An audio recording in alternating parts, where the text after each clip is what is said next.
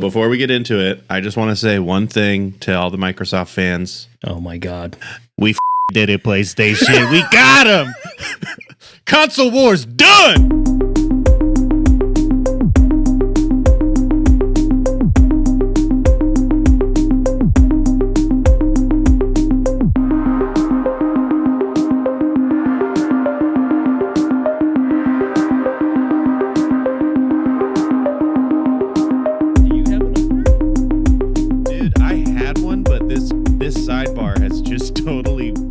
Out of my head. I'm sorry. It wasn't a good one. I just had something.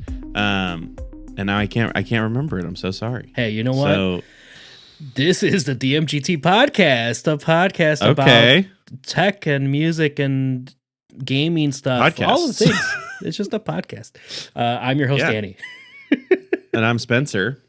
I realized too that I'm like, oh, if we're introducing a podcast, we should also talk about like what it's about. Yeah, whatever. No, they do. I mean, people do. The big podcast does that. Whatever, it's fine. It's just get off the little guys. It's just getting weirder now. Like how do we manage like actually having like a small audience, because we have one now, Spencer. Like I haven't showed you the updated that's analytics, what you keep telling me. But we have a small audience that tunes in regularly. You will not give me a login. I know. Actually, shout out Toby. He recently texted me saying, "Hey, by the way, I listened to your podcast. Always great to hear your voice." And then he did say nothing about if he liked it, but he did say he's occasionally listening. Now, if we could just get our wives to listen, that would be pretty cool. Lily sometimes we'll get listens, sometimes, and then she's like, she hears half. Like Christine's always like, I hear half of it. You're loud as shit. That's like, fair. That's fair. Spencer, what are we talking about today? Danny, we got a couple things. We're gonna talk about what I said, Microsoft getting a little soft on the console wars. Spicy. We're gonna talk about well, Microsoft is getting Microsoft is what I said initially. I thought that's what you were Last going of Us with. 2, Damn, yeah. I forgot that that's actually what I wrote, and I was looking at it. It's a good one. It's a good one. I just didn't read what I wrote. Damn. Last of Us 2 released a documentary, and like me and you, we were really big into the first one. And I wanted to talk a little bit about like Last of Us has two of the cool, like, it's just I want to talk about both a little bit, but specifically the second one. Grounded too. And then we gotta unfortunately talk about all of these stuff on the internet about people who have Vision Pros. I think we just have to talk about it for a second. We do have to talk about it for a second. And then, we'll lightly touch on State of Play. And honestly, an hour before this recording, the final State of Play thing just dropped. Final Fantasy whatever, part 2, whatever. Yeah. Final Fantasy 7 Rebirth. It's part 2 of the original remake, but they're like changing the story, so it's basically a new game. Yeah. Whatever. Let's we'll get to some of that too. So let's start off with we have to start with the Microsoft news and the Xbox news, because this is just too big. Like a bomb dropped basically over the weekend. Whoa. Before we get into it, I just want to say one thing to all the Microsoft fans. Oh my God. We fucking did it, PlayStation. We got him. Console wars done. Just got to take out Nintendo, and then we got them. We've always been fighting. I've been a soldier for years, Danny, for years. I put most of my life on the front lines, and we did it. We did it, Joe. Oh, man. I've spent most of my content on TikTok being like, hey, man, I just like games. I'm playing the super neutral. So thanks for that, Spencer. But yeah, kick rocks, Xbox fanboys. Xbox. Yeah, you guys freaking lost, dude. How's that Xbox 360? No, Tanner. No. Oh, that I get it now. Back in the day. This is going deep. That's what it is. I've said this on the podcast before. I got the current generation PlayStation. I think it was the PlayStation 3, and then he got the last generation Xbox. Because my parents didn't understand, and he was younger. So they were like, whatever, we don't have to spend the same for him. He can just get the... And he was just like, he's like, that was a core memory of mine. As like a 6-year-old just being like, are you fucking kidding me? This is not the right box with the X on it. That's funny. That's funny. Yeah, so the reason for all of that, you probably heard by now, it's going to be the title, part of the title. Crazy bombs dropping over the weekend. So this actually goes back a couple of weeks. Hi-Fi Rush was rumored, and there were some like data pulled from like the source code of like the Steam game of Hi-Fi Rush.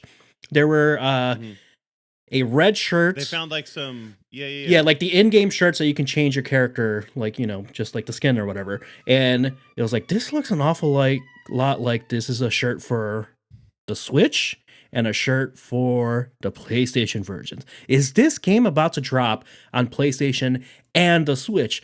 Arguably their most successful title of 2023. So people are like, what? Why would they do this? Blah, blah, blah. And then that slowly over the weekend trickled into, we're hearing that Indiana Jones might actually go third party. We're hearing that Blade might actually go third party.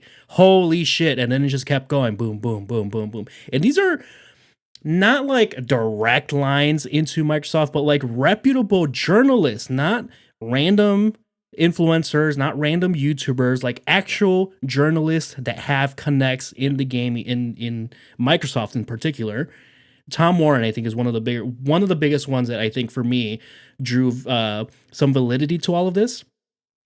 Okay, so it's like, oh my God, what's going on behind closed doors at Xbox? Xbox leadership is maybe making some decisions or switching some things up. It looks like all of their titles are in some capacity at some point are going to go into PlayStation. They're going to go into the Switch. People are losing their minds. And then some people are like, hey, let's take a step back. Not 100% confirmed. We're waiting for an announcement from Microsoft. And in classic, and this is a problem that I want to talk about a little bit here with Microsoft. In classic Xbox fashion, Phil Spencer effectively confirms it with a tweet saying, we hear you. We have some important updates from the business side next week on the future of Xbox. Stay tuned. And it's like, it just feels like it's always reactionary from the Xbox and the Microsoft, from the PR perspective of like something leaks and they're just like, it's just like, oh, hold on, y'all. You don't know the whole story. You're right, but you don't know the whole story. Let us explain the context. And it's just like, that I gotta feel for some of the team people internally, I'm sure, that are like probably have had not a great week, I'm sure, so far because of that. But man, are they always like playing catch up to news, especially on Twitter. Yeah, I think the tough part for me is sometimes everything seems to line up so well that I'm almost like, was the leaker Phil Spencer? That's fair. That's because the cycle of how quick some of this stuff goes from like a little trickle to a rampage. Also, like another thing, as like I've been looking into this, and you just were saying, it's like was a single person alive. Who knew that an Indiana Jones game was being made until, oh hey, everything's going to Xbox. Like that thing was not like in the zeitgeist of video games at all. Like some people I've not seen nothing on YouTube has shown me a single frame of Indiana Jones. Your feed top of the year list. No, Spencer, I don't know. Most of the people I follow are PC this was gamers. Just announced like a week ago. Spencer. Your bubble, your internet bubble is quite not. It's like curated. Dude, they're getting too good. We are getting too closed off. What are you quickly. talking about? No one's talked about this. Well, it's also I don't look up like Xbox news. I don't look up Xbox news, and also I don't look up Indiana Jones news. I mean, of course. So yeah, yeah. But anyway, like the whole thing, because of some of it from listening or watching the Last of Us documentary, The Last of Us 2, because they talk about marketing a little bit, and just some of it with like the machinations of marketing for video games, and the high likelihood of people diving into everything they can when they see things to figure out what's going on here, because this is often where people find this kind of stuff, is like digging into the files in Steam or whatever. And then it's sometimes I'm just like, you only put those in there before you need them. Shirts, you know what I mean? Yeah. Like if it's shirts, you're only putting those in there like if it was already imminent to begin with. Like you're not just like, unless every game is like always like, oh yeah, and then if we have shirts with the Xbox logo, like we never know. Just like make sure we mock up Switch and PlayStation. Yeah. So it's either completely innocuous like that. That's like one reason I think they could be in there early, or it's like this was a breadcrumb to drum up a lot of free publicity for Microsoft to talk about the great success Xbox Game Pass has been, and that they want to fully commit to bringing games to everyone. I think, you know what I mean? Yeah, like, yeah. It's just sometimes coincidences are, you're like, really? It's after an announcement, right before you were probably, it's like, I think it's a fair amount of what's the word? Just like not mistrust. It's just like the right amount of like, I don't know about this. I don't know. Like skepticism. Skepticism. Yes. Thank you. It's fair amount of skepticism. That's fair. I'll give you that. I think in this case though, Game Pass has actually, and I want to get into this too, a little bit too. This is happening because Game Pass has not been as much of a success. They are profitable now, but they aren't making the money that they thought they would. The subscriber growth has flattened entirely in the last 6 months to a year. So it's not growing. They're not seeing growth on the game side, on the software, games as a software or as a service side of things. And I think this is a direct reaction to that, based on if this is true that it's coming from Microsoft leadership, not from Xbox, not from Phil Spencer, but from his bosses out at Microsoft. Yeah. What, the second largest tech company in the world, or just period company in the world, as far as, market cap and all that. Then it's like, okay, you guys, we just spent what, $50 billion on a couple of studios over the last 3-4 years. We just had a long legal process to close on these acquisitions. You're not selling enough Xboxes. The Game Pass is not growing the way that you thought it would. That's it. We got to put these on the platforms that people are playing on. Yeah. And we got to see a return on this investment. The way that you are saying it seems like it makes sense. So I feel like they're not going to say any of what you Of course not. Why would they say that? I mean, seems pretty logical. Maybe. Like you buy a bunch of game studios and then you're like, oh, we only have this one thing they can be played on, but you guys are so big because you make money from all of them. And we kind of, guys, this math was not good. Is basically what they're saying right now. Yeah. That was bad math. Again.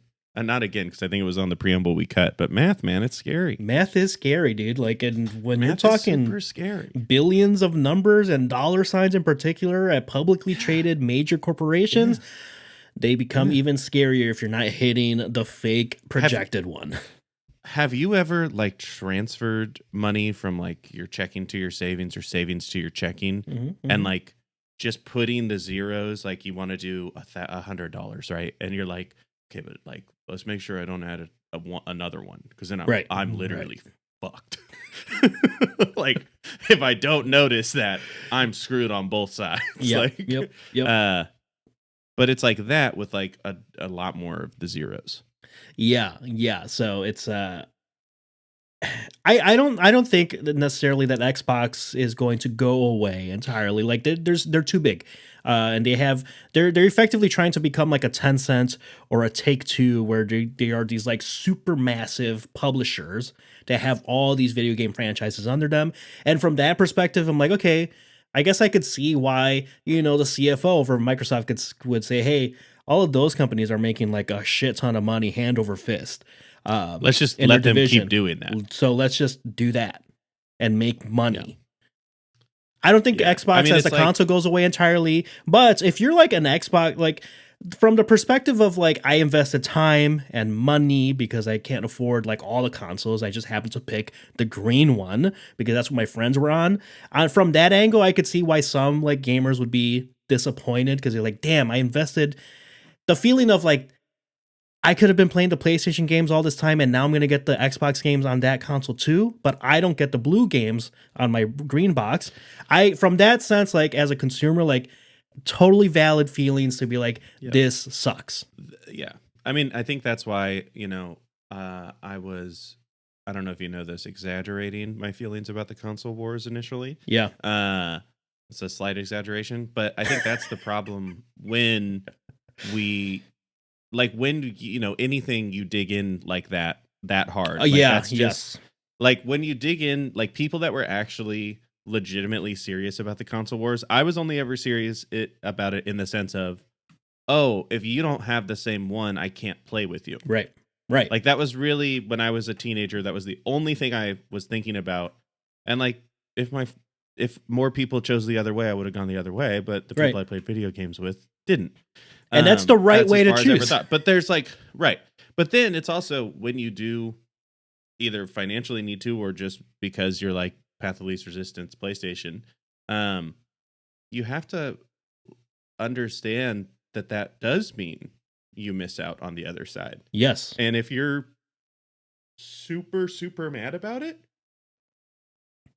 then you gotta should have gotten the other one. The other one. Then. Yeah. Get the other or one. get them both. Like if it makes you super, super mad, like that's just the thing. It's like, then this is just too serious for you. Yeah. Yeah. This, it sucks. I'm like, there's quite a bit of backlash. And again, this is over exaggerated. Twitter does not accurately reflect the mass, market of video gaming. But a lot of like Xbox influencers, like, how like there are like, this is a PlayStation dedicated account. We're covering all PlayStation specific news. We're covering Nintendo specific news. We're covering Xbox specific news.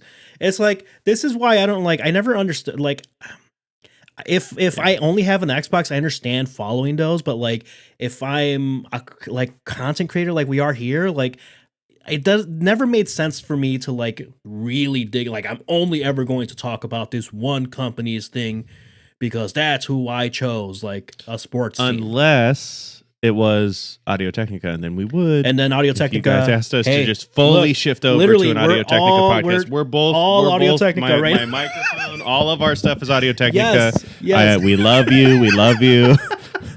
We left our card just, I think, somewhere in your booth at CES. Somewhere. You have our information.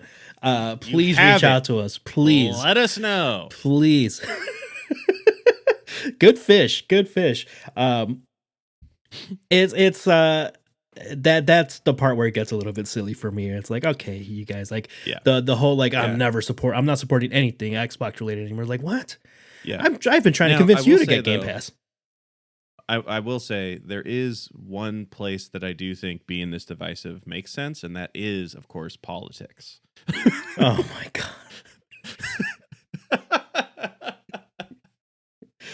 Don't compromise at all.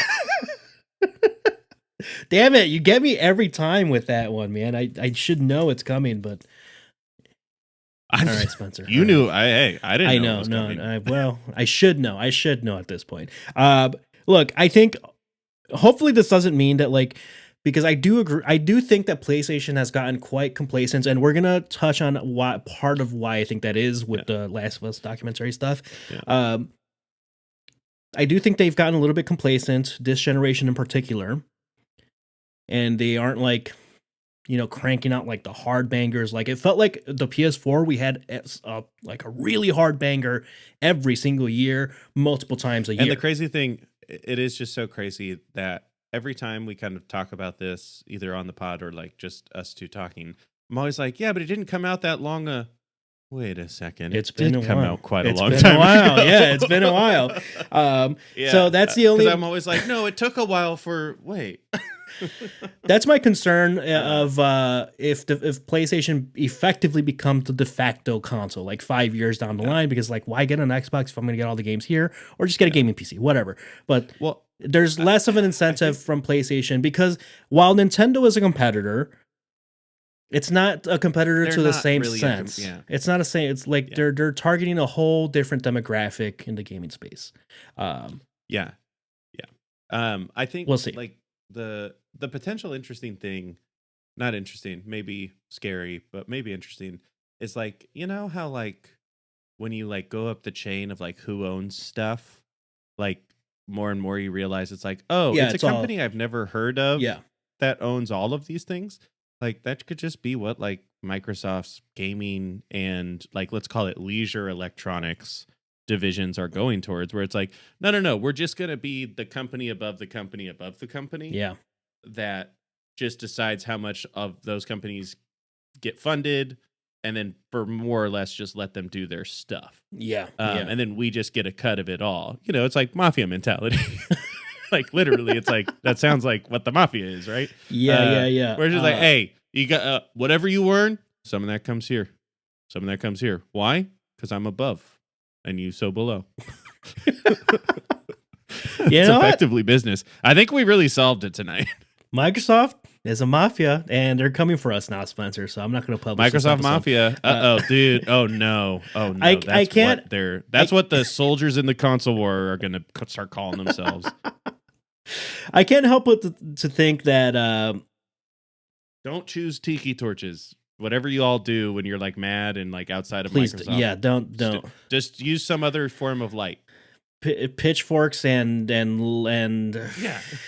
I don't know, lamps. Like just carry a lamp with you with novelty the swords. Novelty swords. Nothing sharp, just like novelty swords. I can't help but to think that this all stems from like trickle effect of the Xbox One and the announcements around that. Do you remember that? Like the whole you have to always be plugged into the internet, which today sounds like okay, not a big deal, but at the time, huge mistake.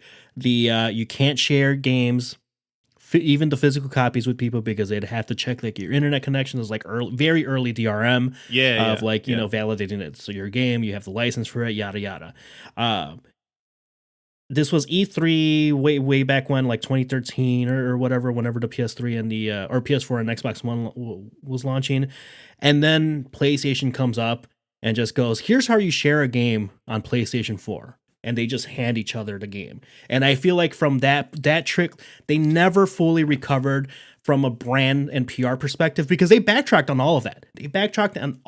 So the Xbox One didn't actually ship as the initial like announcement of it. But it just felt like they could not shake that announcement, and that has stuck with them, and it basically led them to this point. I mean, I think like, you know, we can probably slowly transition over to Last of Us and PlayStation. Sorry, I derailed us back to Microsoft. But I think it's truly like, I think you're right on the money of like PlayStation is kind of just twiddling their thumbs a little bit. But the thing is, that's how fucking much they crushed during the PlayStation. They did. And the PlayStation 3 to 4 through the horror, where they're like, yeah, they did that. So much swagger. And then like they've been riding that since.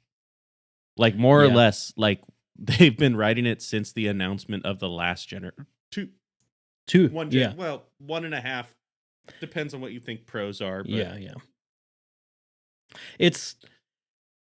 Yeah, the second half of the PS3, they picked up a lot of steam. The PS4, they crush. It's like the second, third best-selling console of all time. The Switch, I think, already passed them up, but it's a whole different thing. But it does get me thinking about, like, because let's talk about The Last of Us 2 documentary, because we watched that, and it's gonna into some of these points here. I'm like, why? What's going on with them? Because it's not like we haven't had good games. God of War Ragnarok was good. Valhalla finished it. Great. So good. So good. You're not the biggest fan of the Horizon series, but Horizon Forbidden West was still huge. Solid. It was a huge game. Spider-Man 2, still a great game. And then there are like some smaller titles, like I liked Ratchet and Clank. I'm still like to this day, like I will shill Returnal to no end because I love that game. Oh yeah, Returnal is amazing. But then it's like, okay, what else do we got on the PS5 that is like PS5? Like this is a PS5 game. It kind of stops there. I mean it does. I mean, and I think like very first Last of Us 2 documentary, you can watch it on YouTube. It's on YouTube. It is on YouTube. And so is the first one. Just so if you're looking for it, don't buy it anywhere. Just go to YouTube. But I think the tough part about where PlayStation's at, I think for them is, the devotion to live service. Yeah. And like trying to break into live service as part of the banner brand of PlayStation. Like, what do we have? I think it released literally like around right now, as we're recording, Foamstars.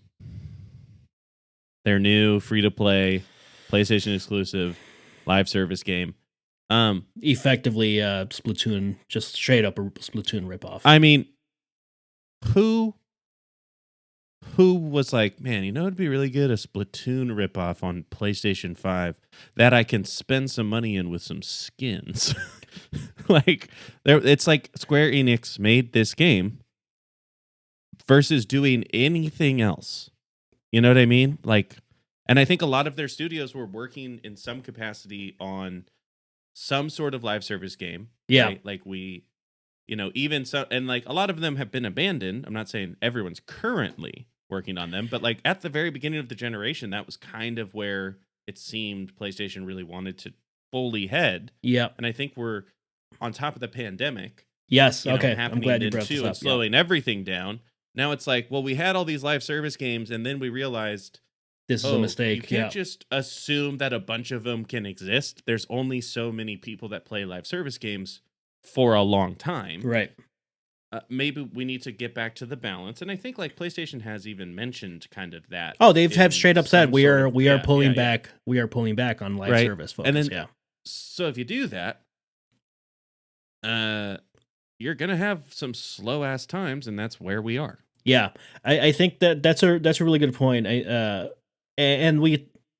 documentary is honestly, I thought it was really good, but it was brutal to watch at times, at moments. Just not because it's like a hard watch as far as like boring or anything like that. It's just like the things that like these employees and like the way that their faces change over the years that this documentary is being recorded over. I was like, damn, they got used, man. Like they got put to work, and like they're the physical effects of stress of working on a game this big. So Danny, like I do not fully understand, because like part of the documentary is them at the Game Awards, accepting it, and Neil Druckmann is like, hey, this is for the team. This is all of ours, like blah, blah, blah, blah, blah, all that stuff, right? And that really, in my head, I was like, you know what? I really don't understand. Does a place like Naughty Dog, when Last of Us 2 makes like $1 billion probably at this point, $2 billion of revenue, everything. It's like, do all of these people have like, is it like back end points like a movie? Where like the stars have the back end points where they make money off of the box office. Like, is the lead level designer, individual contributor getting a cut? And if the answer is they're not, and if the answer is they're not getting like hundreds of thousands of dollars on like, let's say like a middling IC level, then it's 20,000 times worse than it already seems to be. Yeah. And I think by the way you're looking, the answer is there isn't that, right? It's just like a company like anything else. No, there are some of them where like the revenue goes to the shareholders. Some of them do. There is shared revenue sharing to some extent, but not to all Naughty Dog employees, at least as far as I know from my very small connects that used to work at Naughty Dog. I mean, that's the thing, like. But it's like your QA testers, people, like all the entry level people. No, they're not seeing any of that, and they also probably got like grinded to dust basically. I mean, it seemed that, to be fair, like the one thing about it is it really did seem, and this is the thing with like documentaries, and like this is the same thing with like making ofs of movies, right? Sure, they are promotional pieces; they are not journalism, and I think sometimes we can forget that when we're watching those types of things, because they do usually give them pretty clinically, right? Yeah. They're telling a story, but they're trying to just show you it as if it's a news report. And it did seem that everyone got all messed up. Like it wasn't like you would see like the lead people, like all of the lead people were like they looked strung out during some of it. Oh like yeah. just straight up like I can't stop thinking about this. And also, if I don't stop thinking about this, I'm going to die. Like, you know, I think we've just tech in general, you get those days, you get those weeks because some of the faces I've seen some of those faces I think that's why that's partly why it was hard. Multiple sittings, man. Dude, I had to watch it in like over from when I texted you, I finished it like late last night. Because I was like watching it in like 30-minute chunks. I was like, dude, I'm heading into a brutal work week. Like I got people giving me 1,000-yard stares because it's been just a really busy time. Yeah. And I'm like, dude, I don't need some more of this right now. It's hitting a little too close. Yeah. It's I appreciate that they didn't entirely shy away from it, and I think there is a couple of things because the documentary served a multiple. It was doing a couple of things intentionally. It was hitting a lot of notes of like the leak stuff, and like it was kind of like a little bit of an FU to people that like wrote things about the game and about the people working on the game. Like this is glorifying like violence against women, and then like what's her name, Haley Gross was like she was pissed. That was a good rant, and I was like, she's got a point. Like, and that was it. That you know what I thought about that, Danny, when she was like just going off, I was like, I'm glad that I get to do that sometimes too. I still have a job. You know, when like you just get mad righteously at work, but it's like for good reasons. And that's not always the case, but I was like, hell yeah, that they put that in the documentary. So some of that stuff I love. So like it was definitely like hitting a lot of that. It was a little bit of a middle finger to some games media, but also a little bit of like, hey, the game came out despite the leaks, really good reviews. We won Game of the Year, blah blah blah. Everyone kick rocks, kiss our butts. But along with that, they also sort of like, we were crunching straight up. Like they straight up said it, and they couldn't run from that because like especially the Jason Schreier, like actual journalist report on the crunch culture at Naughty Dog. It's like, well, we just straight up cannot run from this, and you can physically see them on some of these employees' faces over the years. So part of it, their hand was forced. But and the point that I'm going with this one is like, you throw in the pandemic, you throw in that they scrapped the factions game, and how long they've spent. They did not bring that up in the documentary. No, of course. It got canceled after they finished filming, right? Because that's what happened there. Okay, so you do all of that. You scrap the factions game, so it's like, okay, I guess I kind of understand the remaster and the remake now to like continue like bringing in revenue to keep the studio going with this many people. They still laid people off, and then I'm like, God, I cannot imagine going straight into The Last of Us Part 3 after this. I feel like that would be a death sentence to Naughty Dog. Yeah, because it the one thing that both of these documentaries, the first and the second one, really put a fine point on was these were not easy games to make. Yeah. Like that was definitely heard loud and clear on both sides of it. Both documentaries. Yeah. But the one thing, I really think like, did they, if their hands weren't forced, would it be in there? The stuff about crunch, you know, like, because I think the reason that I really had thoughts about, do I appreciate that they talked about it, or do I feel like they talked about it in the sense of they knew they had to talk about it, right? And I think, man, a lot of people that work at Naughty Dog are very good storytellers with words. Like they are all very, very, very smart people. That company has leaders who really seem to understand what they're going for, and they know how to get what they need out of people. Yeah. Like, so, you know what I mean? So like, you know, you can't fall into making The Last of Us and The Last of Us 2. No, like it's just there is such an amount of talent across everything there, because it has to be do something of that quality. Like everything needs to stack. But it's interesting because the first kind of moment I started thinking about crunch, and I don't know if this was a choice of storytelling in the documentary, but it did end up seeming out of place by the end of the documentary, was the very first moment they mentioned in Pride dinners. Right? And that's like halfway through.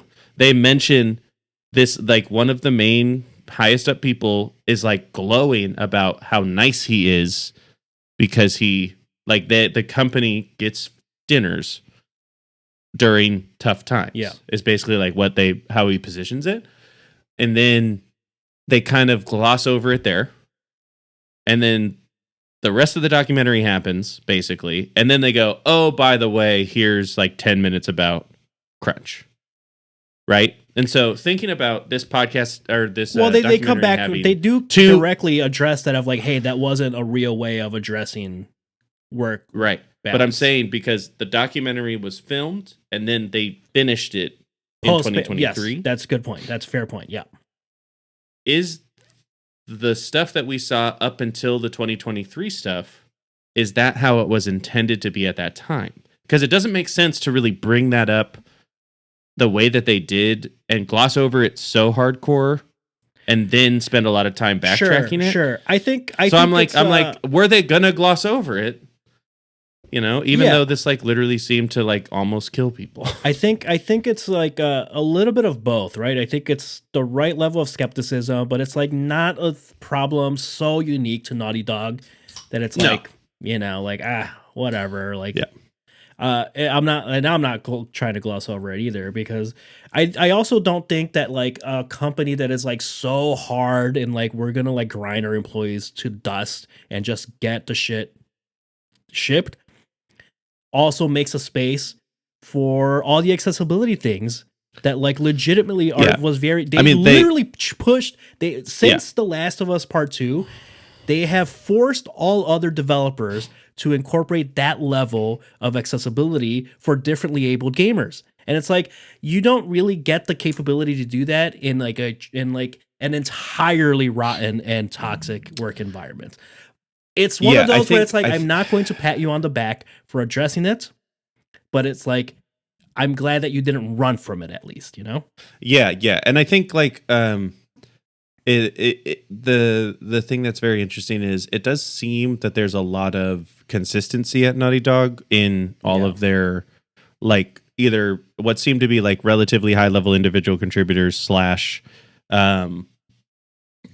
strategic leaders. But I think the really interesting thing, and I think like why Naughty Dog seem to slide into such an intense crunch culture is because it's the top of making video games, except like maybe Rockstar. Rockstar's probably the only one. Yeah, like that's really the only one you can say has that level of like, I'm part of something important when I'm doing stuff here. And all that, and the passion and like, this is the dream job for people who want to make video games. And like, you know, I'm not saying that they're taking 100%. It's not just taking advantage of that, because of course it is. That's just but a part little of being bit, at work, but for sure a little bit. But a little, like that's just working. Like working, that's you're just getting, work. In some way that's just like how it is. But then it's also because people do have a legitimate passion for what they're doing. Like you don't need to tip them over that hard, right? Like you don't need to push that hard for someone who's like, I always think about it like a basketball player, right? Like an NBA player, even like a G League player who's making like about like human amounts of money, not, millionaire amounts of money. Right. Like let's say you're a G League player, you're making 180, 190,000 a year, but you're probably like on the clock 90 hours a week. Oh yeah. If you count going to the gym, travel, like all that stuff. It's like passion to be great and passion for doing something. Inherently, people, you just gravitate, you spend more time doing it, right? Yeah. So I think it's like, that's like the thing that gets so toxic in the gaming industry is because a lot of people are so passionate about video games and making them. And it's such a creative process. I think that's the thing the documentaries, both of them, do an incredible job of, is just showing you how creative everyone must be. Yeah. To make something that is so like has so much feeling and has so much care. It's just you have to get like hundreds of people to care about something that on that level. That's really hard to do. So I do think it's like some of it is it's a slippery slope of passion. Obsession is a slippery slope of passion, right? Yeah. But then it's like it really seemed that a lot of it came from the families of Naughty Dog employees. Like they mentioned, like once they got to the crunch part, they were like, yeah, like the Naughty Dog like spouses were like, hey, we're not, are you serious? Yeah. You know, like, because they mentioned it like once or twice, and I was like, oh, it's because like Neil Druckmann probably got like talked down by like, you know, some, you know, quiet engineer's wife who's probably, you know, let's admit it, a smoke show, who's probably super outgoing and cool and super attractive, and the engineer is an engineer. You know, it's like mom calling into school. For sure. And like for sure that happened. Hey, like, it's okay. I had my mom calling sick for me when I was a kid. All of these things didn't happen out of the goodness of, you know, the leadership at Naughty Dog's hearts. Like they were for sure like pushed it. They at least like listen, and you know, like I'm not trying to paint all game execs as tyrants, but like they for sure were pushed in that direction. I also think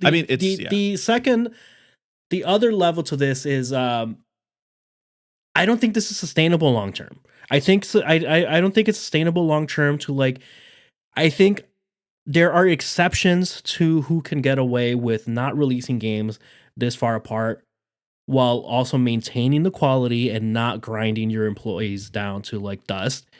That's probably and also Rockstar. like refusing to make filler, refusing to make filler. And it's like I get that, like I respect it. Games are too big. And they even say it, and we've said it. Games are maybe getting too big, and like maybe it's okay to bring down like, and it kind of keeps everyone happy. You make smaller games, you make shorter games. Maybe they can still be ambitious. Like indie developers, like that's the thing. There's this notion that you can't be ambitious if you make a smaller game. That is just flat out incorrect. You just have to be very intentional about what you're delivering. Otherwise, you don't get like your Hollow Knights and your Celestes of the world and like all of the great indie titles that we've gotten over the years. Maybe they aren't delivering on like the super high production value movie budget experience, but they're still delivering high quality. They're still pushing the medium forward. I think there's a happy medium to be found there. So you don't burn out employees, working them to the bone for 10 years at a time before you release your next goddamn game. And then gamers are also not like, get off your back about like, where the hell are the games? And from specific studios, I will say from specific studios, because there are a shit ton of games. There are so many games, but from specific studios. And it's hard because like if Naughty Dog is trying to become like Rockstar's in a solely unique position because they happen to like figure out the right formula for GTA Online at the right time. Like if they were trying to like it goes Red back Dead to 2 like Online failed. Red Dead 2 Online massively failed. It goes back to like Rockstar PlayStation's has whole a special sauce there. Of live service of like, you know, these things were what keeps us going. It's like, hey, there ain't nothing wrong with being a single player focused studio. But make some incredible games, but it's like you got to find the compromise. If you don't want like the studio to go under or anything like that, it's probably like those development times probably have to get smaller, which means that the games have to get smaller. And the other part of that, the gamers have to be like they have to be willing to accept that. Yeah, I think, you know, like, and we talked about it like during the pandemic, but it is interesting, you know, to see, and it's annoying, like. Do you appreciate things that are like talking about the pandemic at this point? Like, because for me, I'm always like, we have to do this because that's part of the time, but I don't want to hear. I just don't care to relive that time, you know? But do you feel that way? I think like sometimes, where it's like, sometimes I do. We all had to learn how to put a computer up. Sometimes I do, and sometimes I don't. I think it really depends on how it's being talked about. Like, I think people, here's the thing, Spencer, and we know this. people are dumb and their attention spans are short. They like, Yeah. you have to constantly contextualize everything constantly, or they forget, or they make assumptions about different things. And it's like, that's why the pandemic stuff, like, they didn't really go into like, oh my God, they didn't hit it too hard. Yeah, they did it just enough where it's like, oh, right. The pandemic here like probably derailed a bunch of development stuff. Yeah. Yeah. I was trying to get to, like, you know, the thing about the pandemic is the pandemic put partners, if you had a partner during the pandemic and you worked from home, it connected a household to the experience of how work is going. Yeah. On a level we have never seen before in human history, except when everyone was farmers. Yeah. You know what I mean? Yeah. Like, I knew that my wife worked and had jobs, but I didn't know exactly what her job was like and heard like half of it until we were working from home consistently. And same thing to her. And like, throughout the pandemic for me, that like, she was like, hey, I don't think you're doing so good with all of this. Yeah. Like, are you okay? Your days seem pretty hard right now. And I'm like, oh shit. In the other world, like, you wouldn't know that. Yeah. Yep. Like, you know, and like, I think it's really an interesting thing, and I think it's a good thing, right? Like, that you get to share more of your life with the people that you live with, because I think that's always, there's nothing wrong with that. But I do think that's a big thing about studios actually starting to reckon with crunch, and also just generally companies starting to, or cementing some of the things that the pandemic forced hands on as just business as usual. Like, it's interesting. We live in Chicago, and I just saw this morning that in most major cities, like, office availability is back to normal-ish levels, like pretty close. And then they're like, yeah, but not Chicago. People still be not at the office in Chicago. And I was like, yeah, because half the year it's terrible to go outside.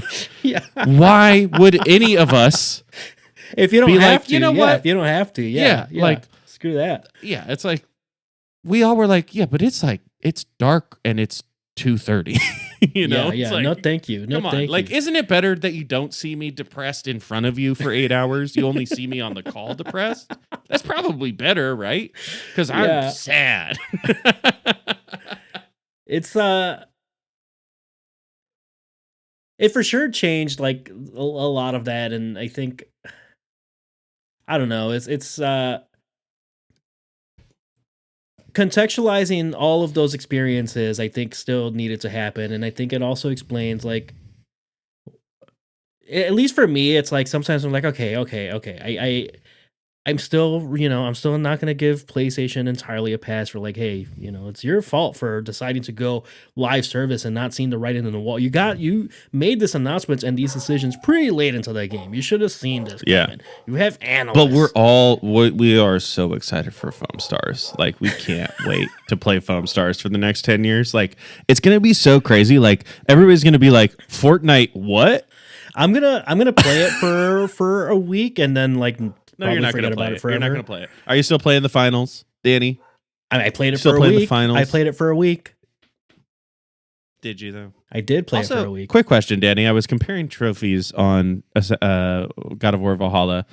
How do you only have 13% of the trophies for Assassin's Creed Valhalla and you beat it? I don't get I'm not a trophy collector, dude. I'm not a trophy collector either. Just by playing it, I got like 80% of the trophies. How quickly did you beat it? Did you beat it? Like, did you ever lose to tier? Once. Yeah. Okay.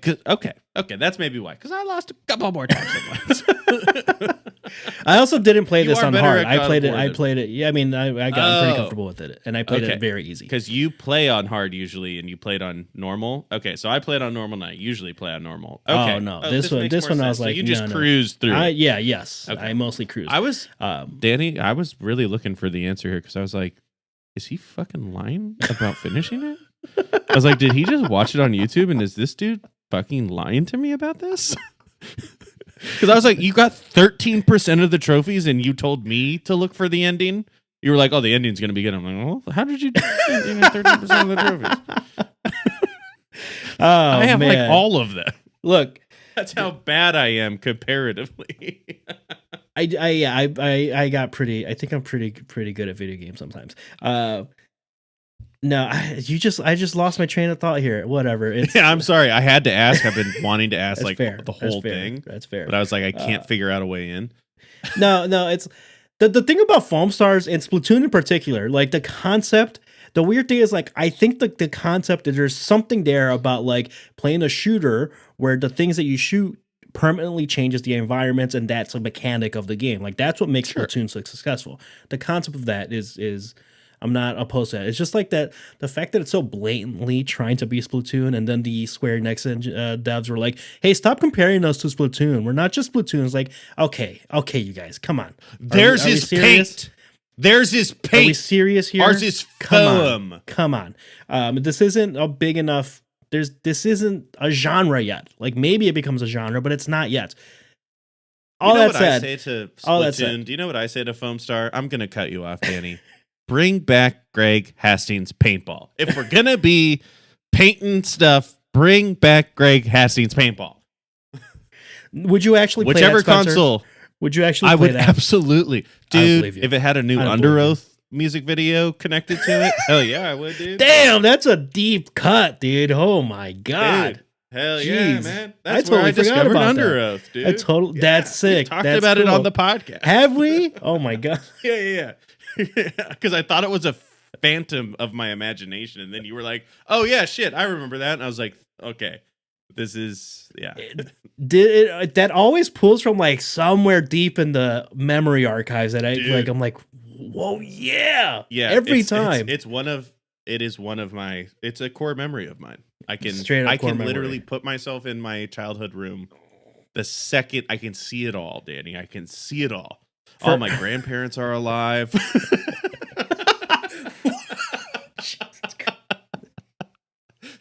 Oh my god. I don't even know about the financial collapse of 2008. 2001 just becoming something you can joke about? I don't know. My core memory music wise is Need for Speed Underground when Get Low starts off at the title screen. That's a banger for us. Yeah, that gets me hyped up. Dude. I loved when it was just like every time you loaded up the menu screen, it's a new sick hip hop track. Like, it was so every good. game that was so doing good. that, you're like, what is this? Oh yeah. Like, whoa, this is scratching something in my ear. It's great. I mean, that was sometimes my favorite part of 2K, like NBA 2K. Was just like, dude, what are gonna be the songs that play during all the menus? Yep. Like me and Toby, hi Toby, we would discuss how excited we were about some of those. Like sometimes we'd be like, oh hell yeah, this a Nas song? Oh okay. And yeah, you'd get like sometimes that's how we'll discover music sometimes too, through like Madden games and stuff. So man, good times.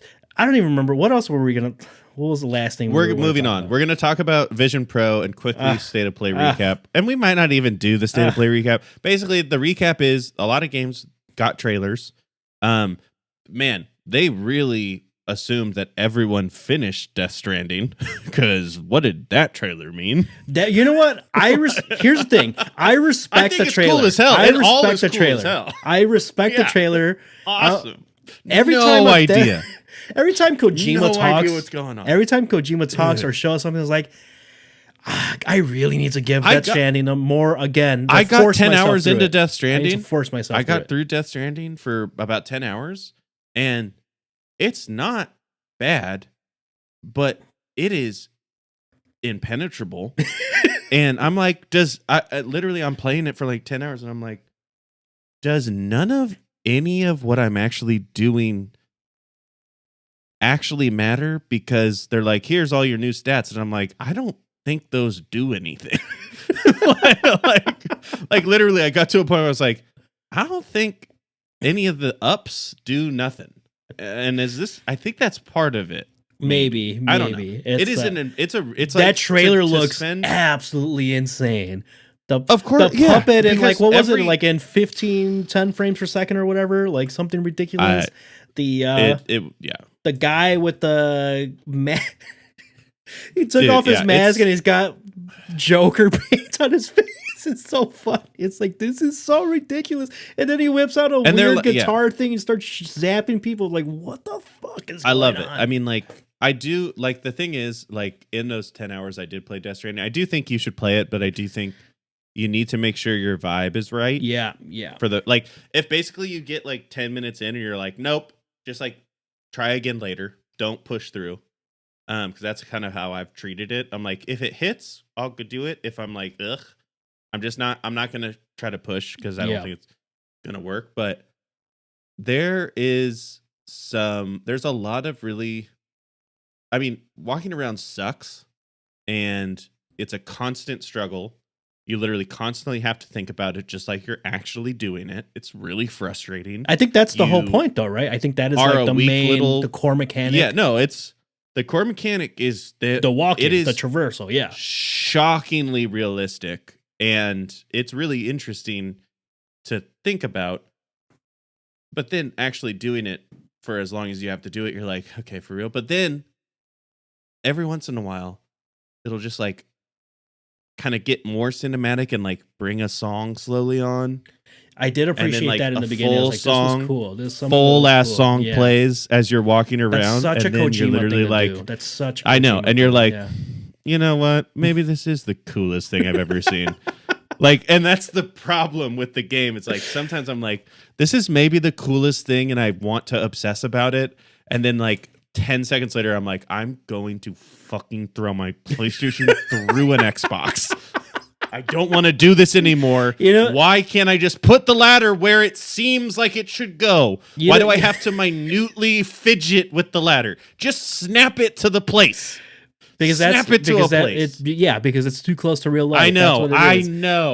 You know what's crazy? After my mini rant about like PlayStation games getting too long and not having titles and stuff, I'm very excited for whatever action espionage, not Metal Gear Solid game he's working on next, because it feels like it feels like he's like gonna give the finger to Konami. So it's like, oh, this is Metal Gear Solid, Kojima's version. You like that? Wait, really quick. We might not. Vision Pro people are being annoying. That's the end of that. Yeah. So we're gonna end on this. Instead of like an intro question, it's an outro question.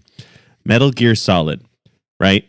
If you were Kojima and you're like, I'm gonna make Metal Gear Solid, but I can't call it Metal Gear Solid, but it is Metal Gear Solid. What are you changing the name to? And you can't use Solid Snake either. Yeah. What are you thinking? I'd probably go with something like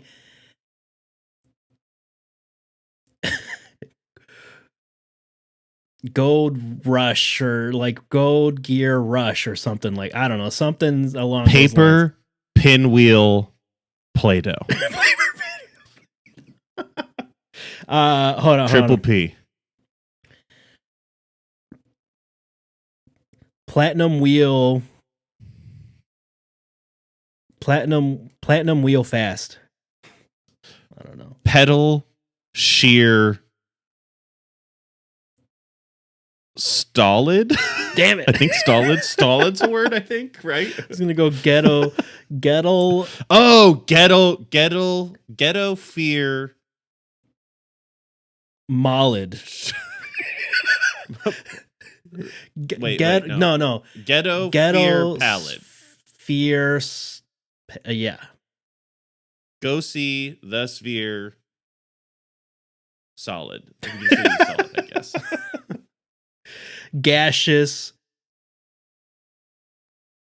lizard instead of liquid snake. No, I like it. Terrible. Terrible. But state of play, like, I think. Look, the PSVR 2 isn't entirely dead, and it's not dead. We've been saying it's dead, and it still seems it's still to not be moving. Dead. It's still, but Legendary. It's on Tales, Life Alert. That looks pretty good. Legendary Tales looks all right. The what was it? The Metro VR game also looks interesting. Yeah. Hey, it's not entirely dead. Metro is one of those games though that feels like a Death Stranding, where you're like, do I really have to like fix Yeah. this watch? And by fix a watch, I mean literally fix a watch. Uh, You know, like Rise of the Ronin, I'm like, this feels like a weird like cross between Ghost of Tsushima, but make it like Assassin's Creed style. it looks pretty good. I'm gonna play that. I am gonna play that. So I was like, okay, this got me excited about some games coming up. And then what's the other one? Stellar Blade for all the Looks anime fun. horn dogs.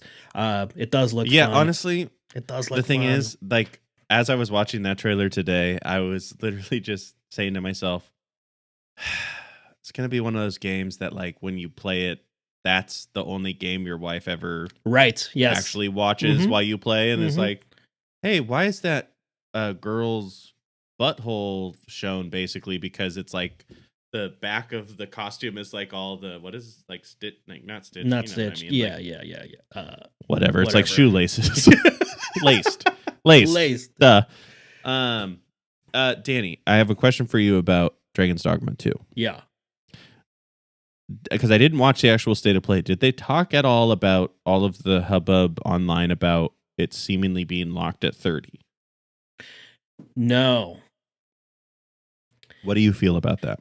I don't love it, but RPGs in that style, it's like The Witcher was locked at 30. I don't love anything. Elden Ring? Was Elden Ring? No. Elden Ring had a Okay. 60 frames per second. Okay, straight up. When's the last time you played a 30 frame AAA like 3D type of game? It's been a while. It's Like been a while. It's going to be hard to go back. It's going to be hard to go back. Just go to any game that has a quality mode at 30 and get back to me about how you feel. I just did like a level, and I will answer this. I just did a couple of I tried doing the daily run for The Last of Us survival no return mode, and I was like, I want to see what this looks like.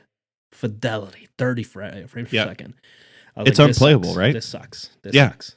Like that is something we've gotten so spoiled for that I'm like, until they patch it to 60, I'm not going to play that game at 30.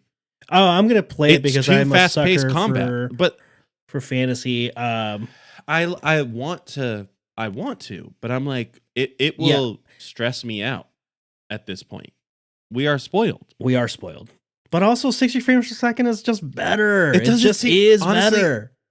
Dragon, it doesn't look that crazy. I'm like, you can't squeeze even 40 out? I think they might. Like, I think they might be able to. If they get, you know what? If they do their variable unlocked, so it like at least hits like the high 30s into the 40s, then that might be fine. And we'll see. I am gonna play it. Stellar Blade looks pretty good, honestly. It's not that different from like Nier Automata, which I don't. Did you ever play that? Gave me that vibe, but it's not the same studio, right? No, it's not the same studio, but it like kind of like maybe more arcadey than that, but which was already way pretty more arcadey. It was already arcadey. Yeah. It's like if they But threw also in more Nier Bayonetta mechanics. Yeah. Yeah, it definitely felt like a hybrid of those, and I think that's also kind of some of it was the character design. Weirdly, yes. Like I feel like it was a Nier kind of character design. What do you think about Silent Hill: The Short Message? I haven't played it yet. I haven't played it yet seems either. Divisive. Like some people are like, it's not scary enough. It's a demo. It's a demo, people. The remake definitely looks like it's just straight up the Resident Evil 4 remake, which I'm like, ooh. / Alan Wake too. / Alan like Wake. when I was looking at it, when I was like looking at it, I was like, oh, so another game where I'll just turn it to easy because the combat's useless is what I thought. Yeah. And it's honestly, it's crazy. It didn't seem like they had updated like the X button prompt since the PlayStation 3 because it looked pixelated. Yeah, it is. In the trailer, like it looked like they just blew up a really tiny like JPEG. That's one of those games where it's like I was just watching it from like my peripheral, basically, like in general in my gaming ethos, and I was like, let me see what the Silent Hill fans are saying about this. Like, ooh, they don't like this, or it's very torn. Seem to be saying it's very good torn. Stuff. Yeah, like, ooh, I'm gonna. But that back is away that is an one. intense. That's an intense. It's an intense fandom because they haven't had as much as they've wanted. So I get it. Also, where do you land on the Silent Hill movie? Fine. It's not good, but it was just when like, I fine. saw it. When I saw it, I was like, "This movie is incredible." Yeah. Like because I was scared of movies, and then that was like in my era of starting to not be scared of movies. And like, isn't there a thing where there's like they get like a person's like basically squeezed by barbed wire? Pretty sure that's Silent Hill. Maybe. Yeah, I don't know. I remember being like, Gnarly, dude, that sucks. You know what? I can't play the video game. It's too scary. I played the original Resident Evils, and I remember being like all scared, and I played with my brother and some buddies. But I was never like really hardcore into the lore and like the story like some like real Resident Evil fans are. So when the movie came out, I was like, oh, I thought this is kind of fun, whatever. And then the Resident Evil fans are like, this is awful. What did they do to Raccoon City and blah, blah, blah. I'm like, whoa, man. And I was like, all right, I never knew any of this. I don't have no idea what you're talking about. I'll take your word for it, though. I will. But also, Mila Jovovich is cool. So that's my my 2 cents, or like take my take with a grain of salt there, because that's how I feel about the Resident Evil movies. Hey, go buy a shirt from Into the AM. We still technically are affiliates of them. Technically and officially. And officially. And we got like $10 last month, so somebody bought shirts. Yeah. Buy some more. I should have put this at the top. Well, no, because everyone, from what we learned of analytics before the actual preamble, everyone listens to 100% of everything we produce, which is like crazy. Correct. Outlier. Like no one gets that. Not even, I don't want to say the name at the end of the podcast, but not even Jesus Christ. You thought I was going to say Joe Rogan. You thought I was going to say Joe Rogan, but they're kind of the same. They're kind of the same. And we're canceled. That's it for us. It was a good run for us. Okay. Everyone had a good time. Bye.